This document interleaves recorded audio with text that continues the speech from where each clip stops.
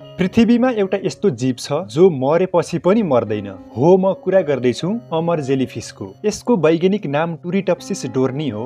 देख्नमा सामान्य जेलीफिस जस्तै सानो, पारदर्शी, तर यसको शक्ति भने प्रकृतिले लुकाएर राखेको चमत्कार हो। जब अरू जीव बुढा भएर मर्छन्, अमर जेलीफिसले के गर्छ थाहा छ? चोट लाग्यो भने, खान पाएन भने र मर्न लागेको अवस्था छ भने त्यस बेला यो मर्दैन, बरु यसले आफ्नो शरीरलाई फेरि बच्चा अवस्थामा फर्काइदिन्छ। हो, यो जेलीफिसले आफ्नै कोषहरूलाई पुनः सेट गरेर फेरि नयाँ जीवन सुरु गर्छ। वैज्ञानिक भाषामा यसलाई ट्रान्स डिफ्रेन्सिएसन भनिन्छ, अर्थात् एक प्रकारको कोष अर्कै प्रकारमा बदलिनु हो। त्यसैले यो जेलीफिस सिद्धान्त अनुसार अमर हो। तर ध्यान दिनुहोस्, यसलाई मार्न सकिँदैन भन्ने होइन। यसलाई माछाले खान सक्छ, रोग लाग्न सक्छ, दुर्घटनाले मर्न सक्छ, तर यदि कसैले मारेन भने यो अनन्त समयसम्म बाँच्न सक्छ। त्यसैले वैज्ञानिकहरू भन्छन्, यदि कहिल्यै मानिस अमर बन्यो भने त्यो रहस्य अमर जेलीफिसबाट नै सुरु हुनेछ।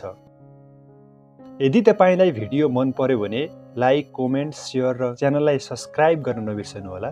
धन्यवाद।